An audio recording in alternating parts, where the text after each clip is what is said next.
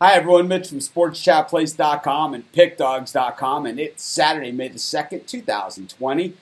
Tried to get the show done early today. I'm on the phone on hold with Best Buy, and I've been on the phone with them for 45 minutes. So if I cut out, it's going to be because I'm on the phone with them. But whoever's on with you will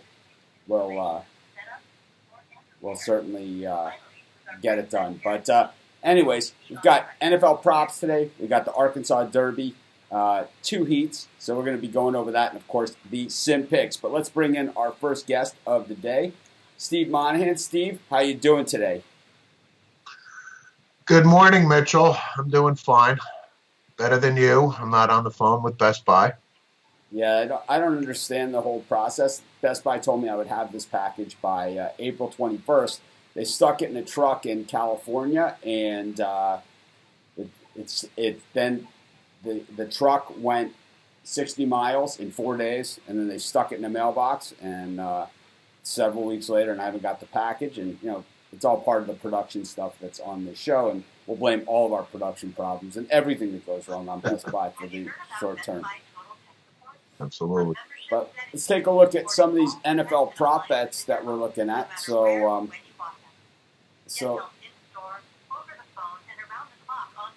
we have a look at just some of the major awards that are going on, and of course, we know that there's no sports going on. We know that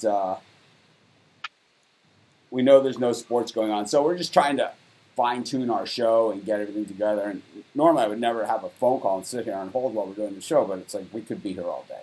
But Steve, the big NFL award, and of course, the one that's, but one of the easier ones to project is the MVP of the NFL.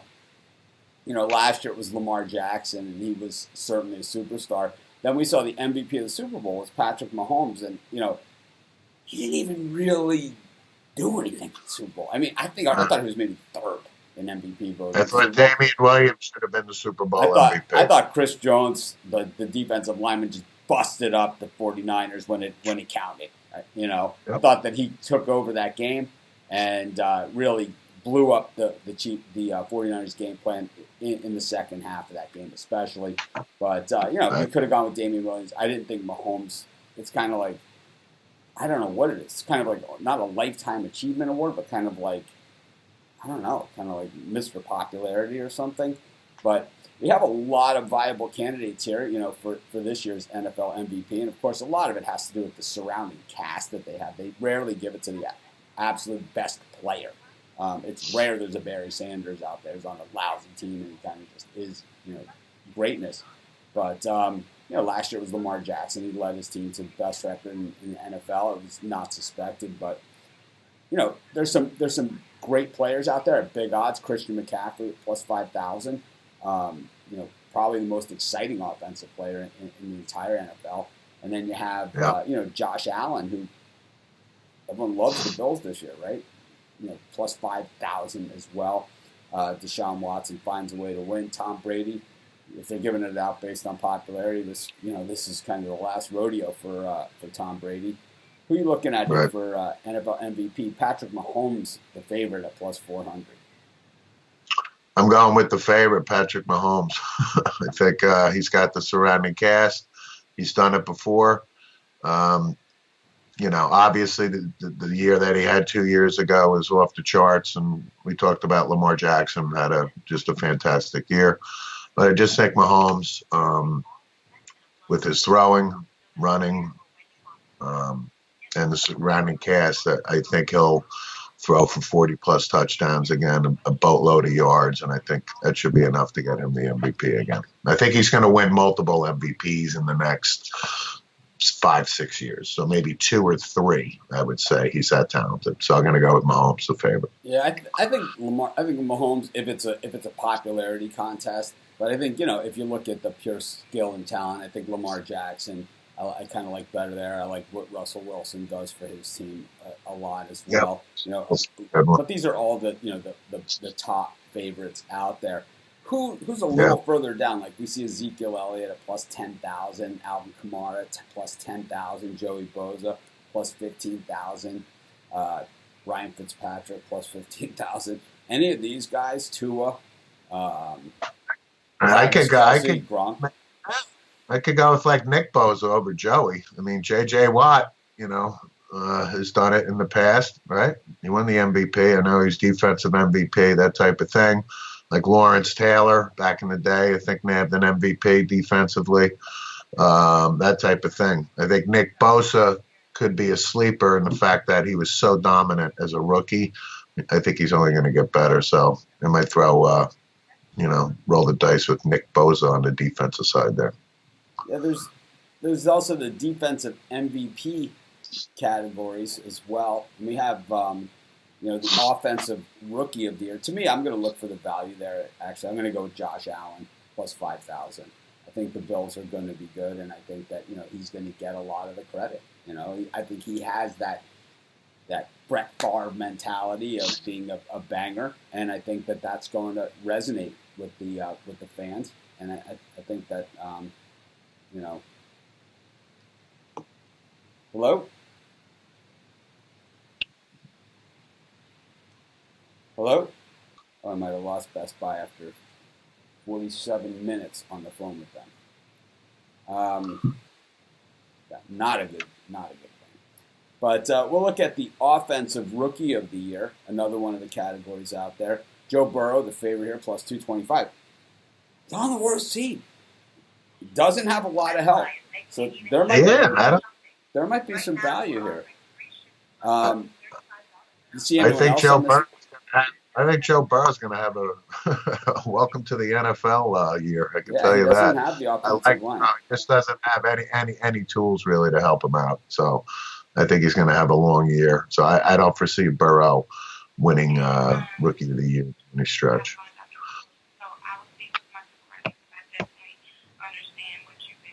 But it definitely could be. I know Mitch doesn't like my CD Lamb pick for the Cowboys, but I got to tell you, I'm liking this pick more and more. We got him at 17. He was valued So, CD Lamb is another one for an offensive rookie of the year that I would go with, I think. Defensive.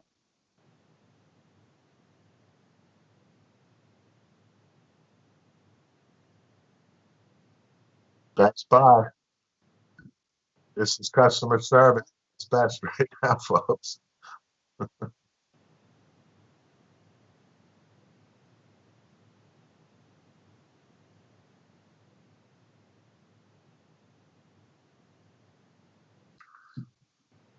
Thank you, Mary. You've been very helpful. Sorry about that, guys. I thought Steve would have a little bit more to lead you guys through. But anyways, that was Best Buy. Basically, the answer is nothing we could do. 48 minutes later, they actually told me, listen to this, charge it back through my bank. And this way I'll just get everything for free. Which sounds pretty good because it's about $600 with the equipment. Right. So, anyways, maybe one of these guys will be getting a new microphone courtesy of Best Buy. So I've already decided to switch my entire setup for the audio. Because after the audio problems we've had this week, I've decided to just go to a different setup for audio.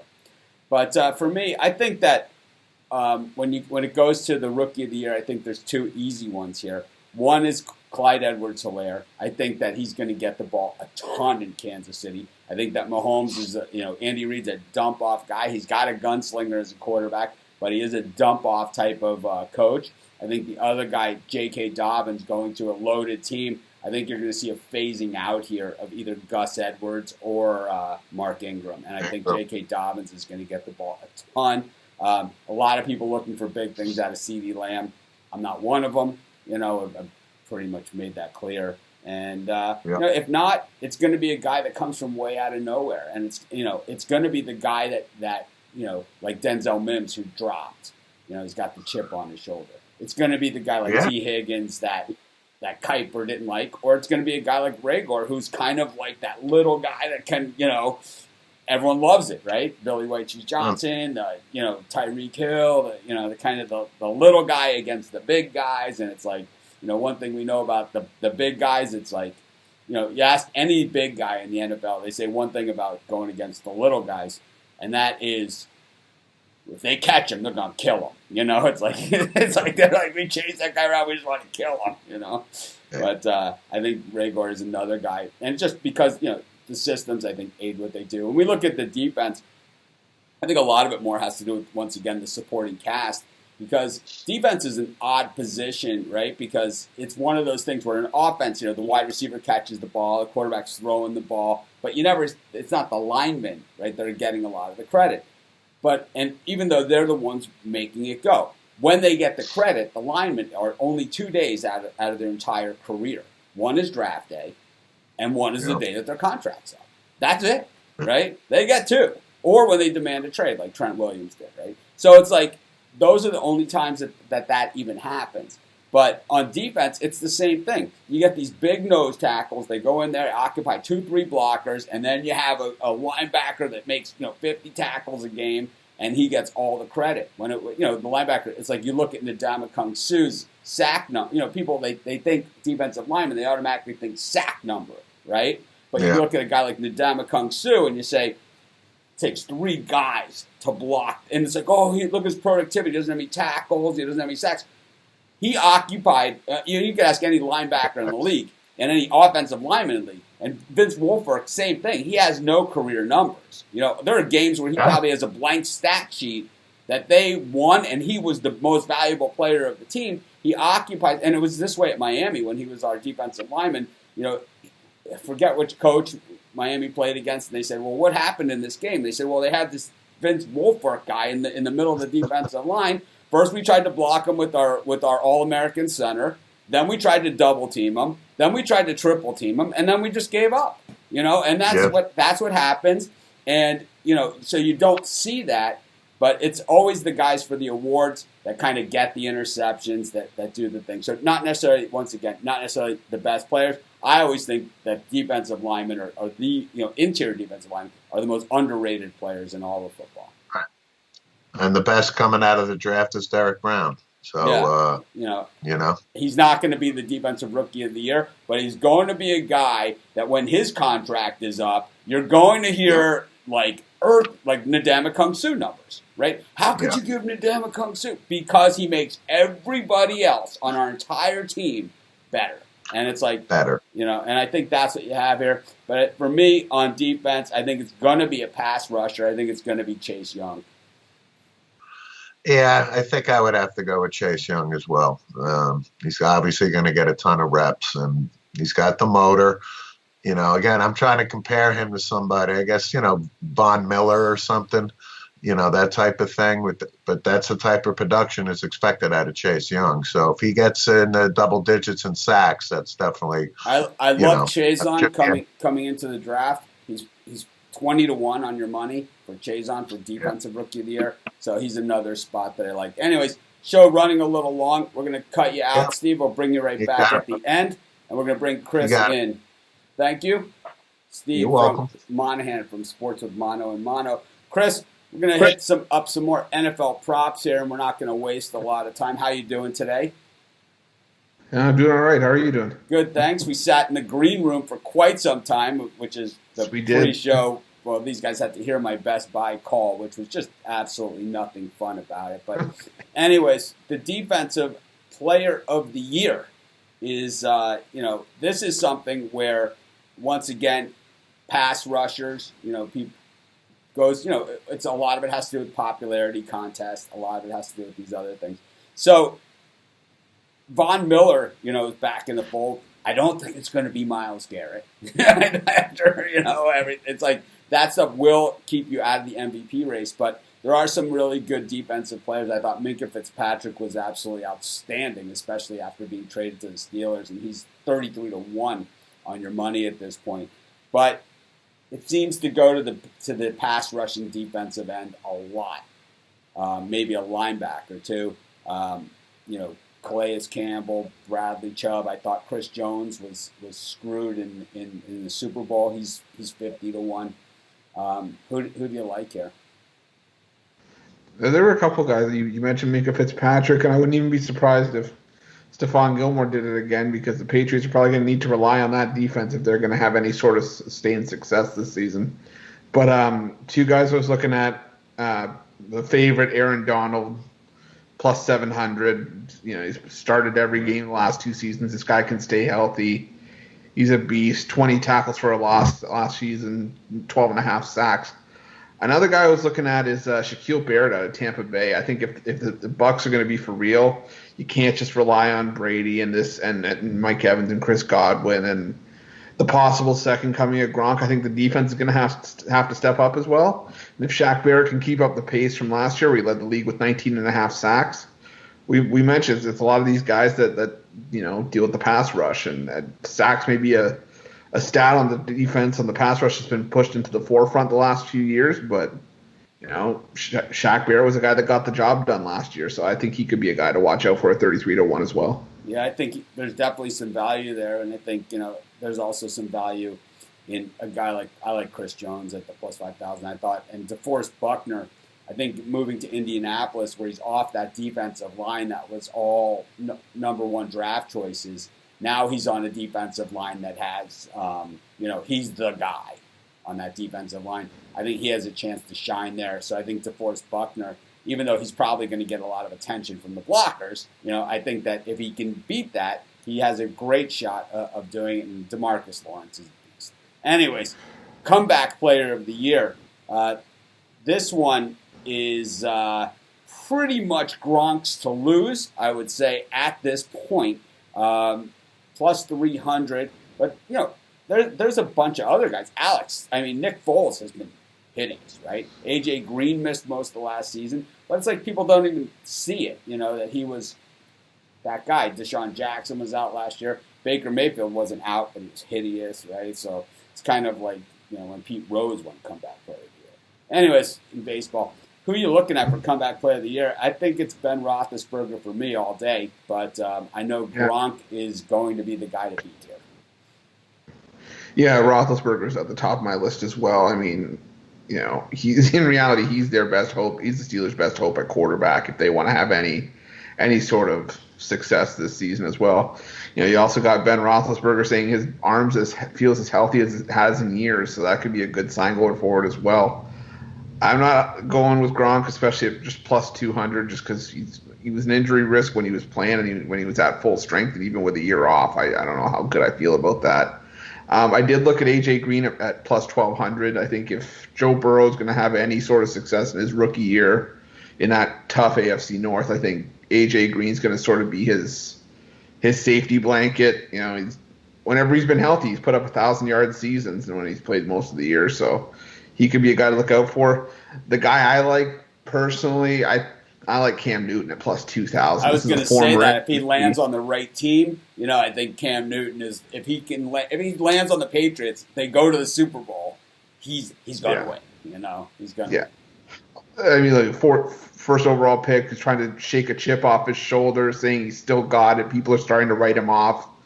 And it's like you said, if he finds the right fit, right offense, he wants to prove that he can still go, and I think at 20-1, he's definitely worth a look. Let's take a look at the coach of the year. Bill Belichick, the favorite, but coach of the year, this is the longest shots on the board as far as the odds go. There's no clear favorite. Belichick is 10-1 on your money to be coach of the year. This is a guy that's won 6 Super Bowls as a head coach. He's also won a few as a defensive coordinator, where we basically coached them to the Super Bowl wins. You could argue all you want. I say if Jess Hostetler's your quarterback and you win the Super Bowl, more than likely the defensive coordinator got you there and won it for you.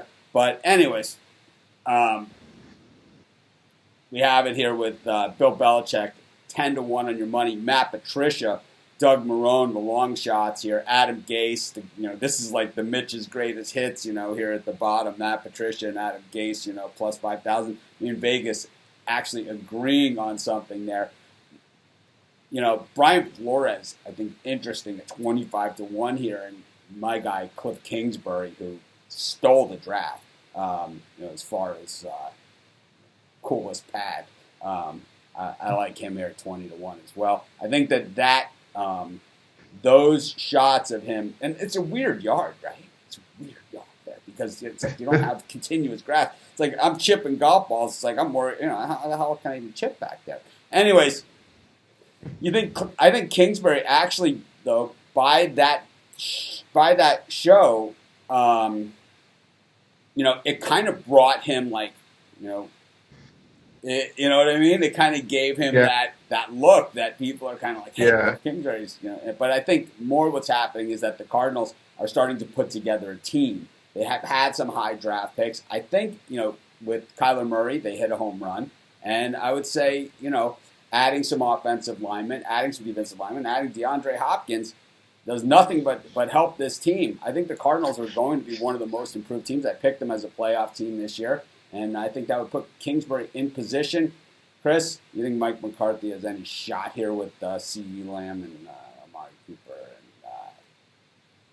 And what's the other guy? Some other really high-paid players.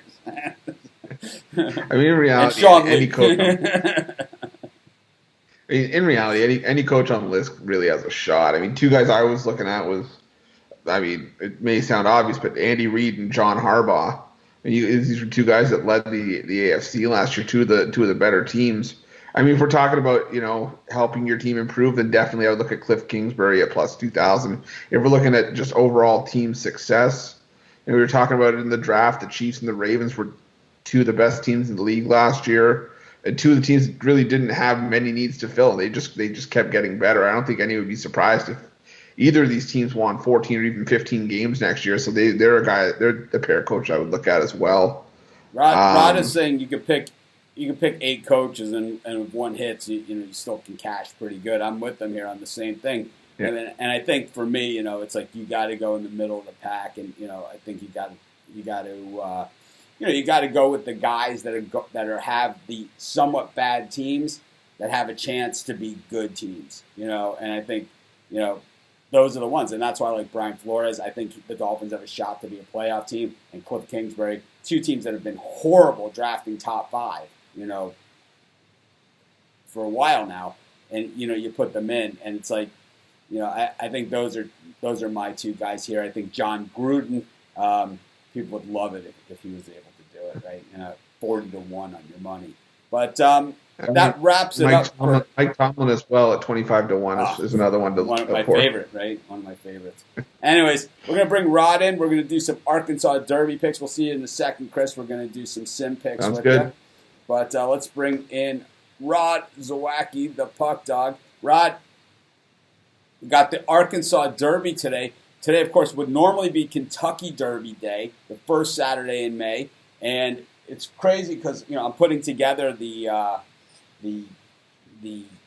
studio here, and so I'm going through all my memorabilia and stuff, and it's like it's so funny because it's like I always bet on horses, and it's like where I bet on their father and their grandfather, because I'm at that age now where it's like I bet on their all their brothers, sisters, fathers, grandfathers, mothers, fathers, mother was a mother was a mother, yeah. So I'm looking here. This is my Breeders' Cup program from the 2011 Breeders' Cup.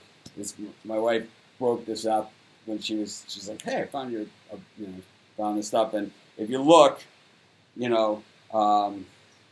in here, so Uncle Mo was the 12 horse, and he's got a bunch of his sons are in there for the Arkansas Derby today. So, Rod. They've split the Arkansas Derby which is normally would have taken place a month ago, right? The Arkansas Derby is one of the big ones, right? It's one of the big ones. Before there's the Florida Derby, the Arkansas Derby, and the Bluegrass and the Santa Anita Derby. Those are the 4 big ones, that lead into the Kentucky Derby. Those are the 4, and you win the Arkansas Derby, you're in, and it's like not only are you in, you're going to be tough. I think these Oaklawn Park, we haven't seen a real tough Arkansas Derby winner in a while. The last one was when the guy's foot came out of the irons, remember, in the Derby, and then he won the Preakness in the Belmont. It was Jeremy, Jeremy. Oh, man, they all start to run together after a while, but it was a Fleet Alex was the horse. Rod, you're muted. Oops. There you go. There we go. No dog sounds today. But anyways, No dog yeah, it was sounds a Fleet today. Alex, and it was Jeremy Rose was the jockey. I didn't even look it up. It just popped right into my head. The jockey was Jeremy Rose, and his foot came out of the irons in the Derby. He missed by like less than a length, and then he smashed him in the Preakness in Belmont. But he's the last great Arkansas Derby horse that I can remember. I'm sure there's been other ones, and maybe some people know. But splitting this into two races, Bob Beffert's won 5 of the last 7, at Oaklawn here in Arkansas Derby. He's got horses in both races that are the favorites. To me, the second race is the better of the two races. From what I've looked at. But Big time. I know that Race 11. I know in Florida. Race 11 is, I think, foregone conclusion. In Florida, you liked Gouverneur Morris a lot. Do you think he's got a shot today in race 1? Well, I'm going to put him in there. I really think Charlton's going to win this race. I think Charlton just runs away with this. I think he's probably going to go off at like 1-9. This is a really, really good horse. Out of all the Baffert entrants today, this is the one I like. This is a good horse. I see why he's going to go 1-9. So for me, and then it's a battle for second. But could Gouverneur Morris win? Yeah. For me, it's a battle of second between 3 horses, between Gouverneur Morris, Shooter Shoot, and Anu de Oa are the 3 horses that I got coming in second here. Yeah, I can't bet even money. It's not in my vocabulary, so I'm going to throw him out here, and I'm going to go with Basin, the 11 horse. I think that coming from the outside is okay in a race like this. It's a little bit of a longer race, so it's like it's not going to affect him as much. But being on the rail, if they can pinch Charlatan in at the beginning, he's going to have trouble because this horse has got to get to the lead. He's got to get there. And if he can't get to the lead off the rail, he's going to get used up early. And we know what happens when you get used up early. You don't finish. Everyone starts passing you when you start coming down the stretch. Oh, yeah. But in Arkansas, generally at Oaklawn, the front runners have done well. For some reason, it seems and maybe it's just in my mind, it seems that it always is raining at the Arkansas. I don't know. It's like I've seen so many times where it's like kicking up mud in everybody's face on the front runner. But I'm going to go with the 11. I'm going to go with Basin here. I think he knocks off Charlatan. I think you throw Charlatan in there in some of your exotics, and if he beats you, he beats you. But I like Mimosa here as well, out of Uncle Mo, who's got one of the favorites in the next race. And I think that, you throw him in there with any of these other guys as well, and I think the Gouverneur's got a shot. I don't like him to win here, but, Jungle Runner is the only other horse here that's even hit the board in this type of company. The issue with this race, and the reason why Charlatan is such a big favorite here, not just because he is the best horse here, but the issue here is that there's nobody in this race that's even hit the board in a big race except for Basin. And the Gouverneur hit the board. Did he hit the? No, he didn't even hit the board in Florida, right? So, I think I'm going to go with Basin. I'll throw Charlatan in there in my box. So it's going to be an 11-1-3 Mimosa. But I tell you, if he gets to the lead, if Charlatan gets to the lead, this race is over. You don't even have to watch the end. You can just walk to the fridge, grab a turkey sandwich, and get ready for that. Because if he gets to the lead out of the gate, this race is over. He's gone. Yeah, he's gone. He'll take off like a rocket and win by 20. It'll be done. So we go. That's right for me. I'm going 1, 2, 4. So I'll go 11-1-3 in that one. I'm going to try and beat him, but I'm going to box him up. 11-1-3. I'll go with $2 exacta box and $1 try box on that race. Then we'll go to the next race, and this one we got another favorite, but he's not favored by as much, but I think he might be even the better horse here, and that's Nadal, of course, named after Rafa Nadal. And once again, just another tough horse here. But this horse is this race is clearly the better of the two races. I mean, the horses. I don't know how they decided who was in what race, but this horse has all the better things. But the issue that Nadal has here, and why he's 5-2, is that there are a few horses here that are also bullets on the front. So it's like if King Guillermo and Wells Bayou, they go out here, it's like all three of them could be shot, and it could be anybody, Silver Prospector coming from nowhere to grab it. So Silver Prospector and Farmington Road are big come from behind horses. Yeah, and I think this might be the race where they might have a chance to pick up the pieces, but I could see those three also going, and nobody catching them. So what are you looking at here in this one?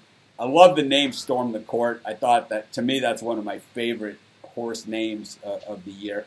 Love Storm the Court. I think it's a great name for a horse, and I thought My Friend's Beer was a good name for a horse, but Storm the Court for me in this race. Chris liked My Friend's Beer. So for me, I like Silver Prospector. Nice come from back. Farmington. I like King Guillermo here. He's got a real good shot at winning this race. So for me, it comes down to 4. I got to put them in. So 4, 5, 7, 10. So you got are you going superfecta box there? Or are you going trifecta exacta? $2 a $2 exacta box is $24 for 4 horses. Yep. $1 tri box is $24 for 4 horses. And then so that's what I'm going to do on both. I'll do $48. I'll do a factor and a try on both. Sounds good to me. It's like it got to the window. They always say, "Would you like anything else?" And I'm like, "Yes." As a matter of fact, I would.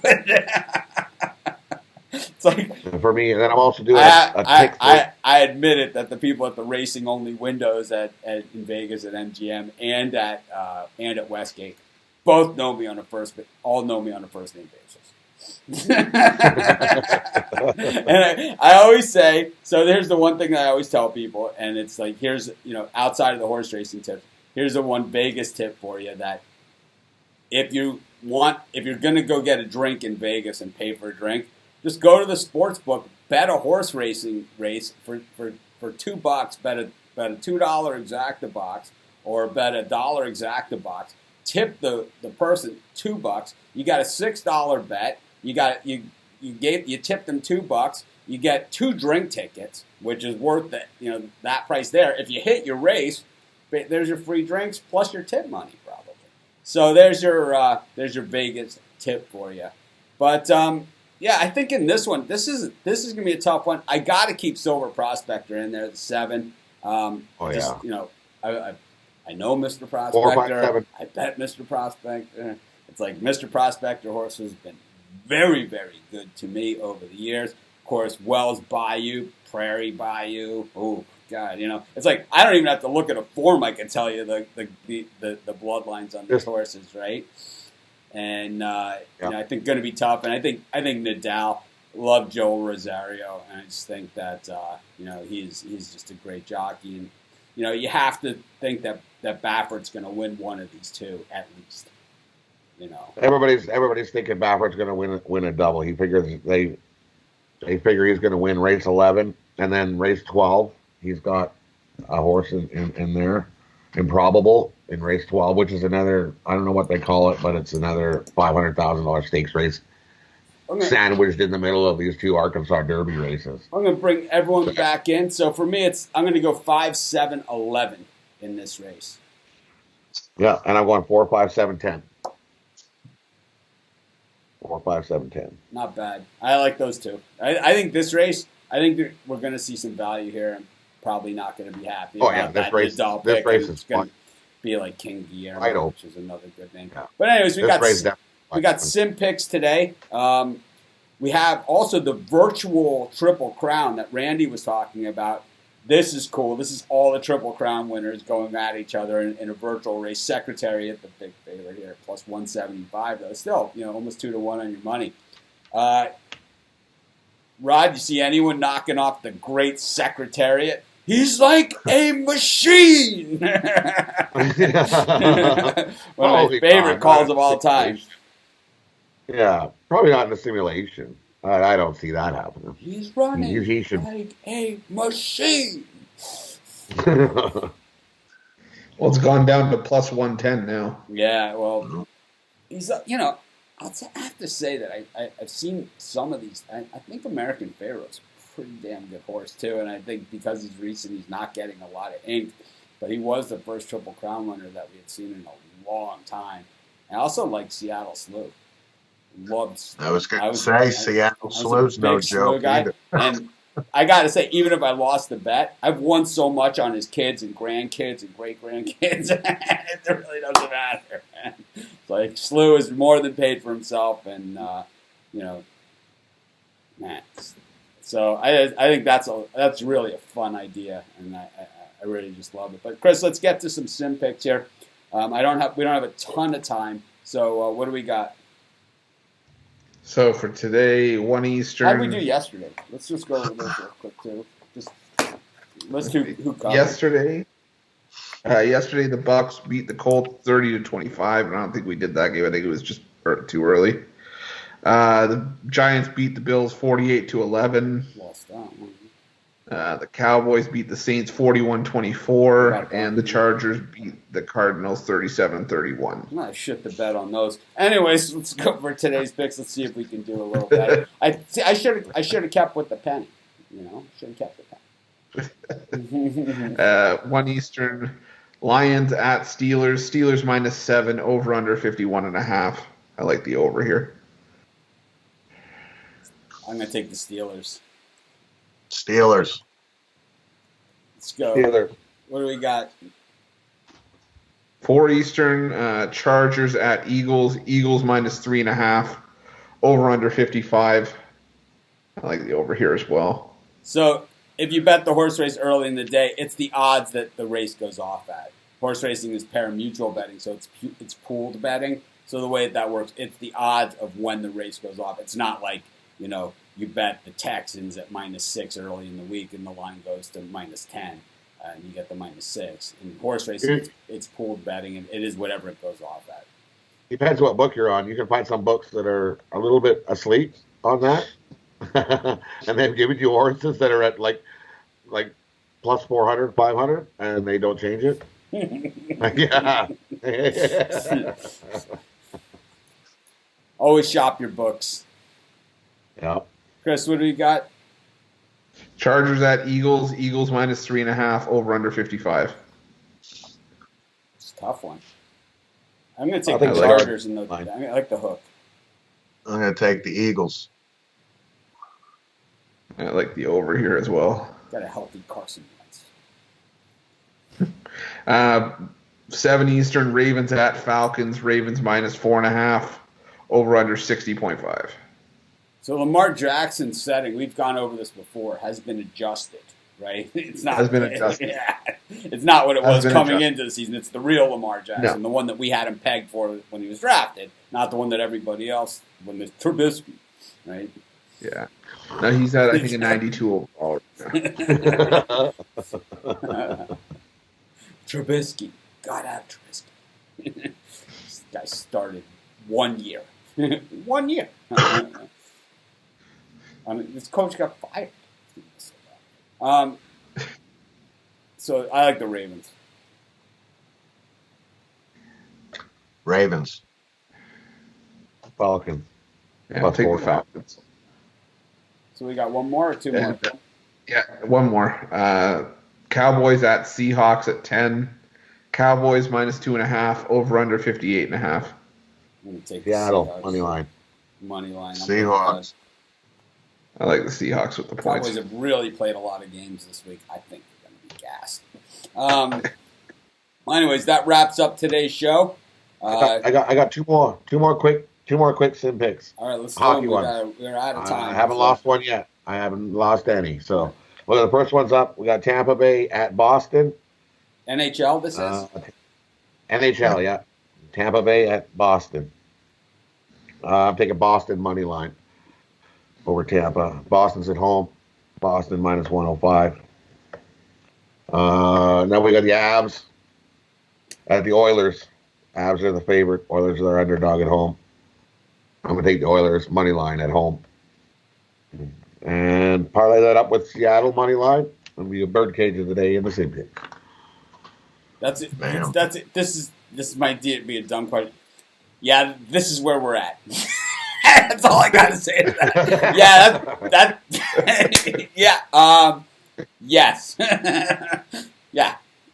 We bet on so today we've done simulated horse racing, simulated football, and simulated hockey.